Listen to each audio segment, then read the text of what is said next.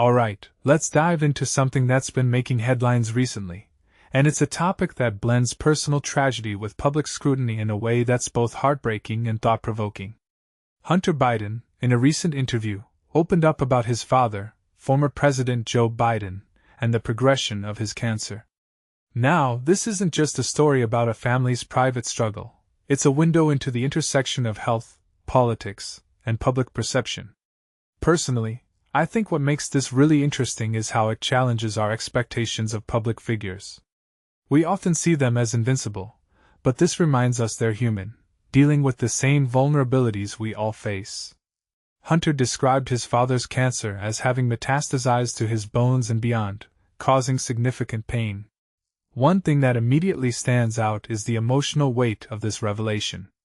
It's not just the physical toll, it's the psychological and familial impact.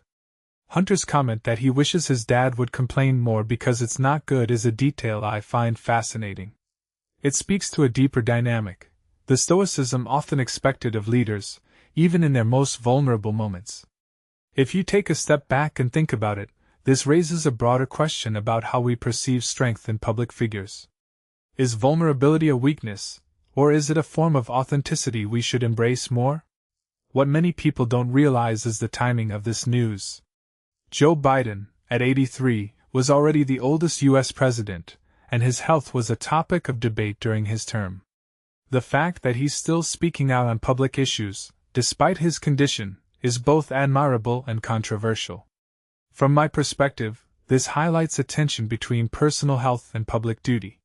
Should leaders prioritize their well-being, or is there an unspoken obligation to push through? It's a debate that's been around for centuries, but this situation brings it into sharp focus. Another layer to this story is the criticism Biden and his team faced for allegedly concealing the extent of his health issues. In my opinion, this touches on a bigger trend in politics, the fine line between transparency and privacy. Leaders are expected to be open, but where do we draw the line? Is every health detail the public's business? What this really suggests is that we're still grappling with how to balance a leader's personal life with their public role. It's a conversation we need to have more openly. Hunter's memoir, Promise Me, America, adds another dimension to this narrative. Publishing a book in the midst of such personal turmoil is a bold move. Personally, I think it's a way for the family to reclaim their story, to frame it on their own terms. But it also raises questions about timing and intent. Is this a genuine attempt to connect, or a strategic move to shape public perception?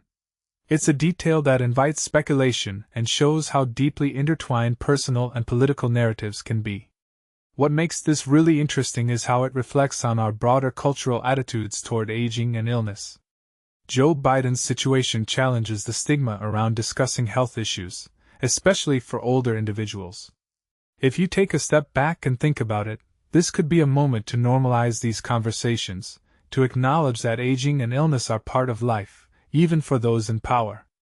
It's a reminder that vulnerability isn't a flaw, it's a shared human experience.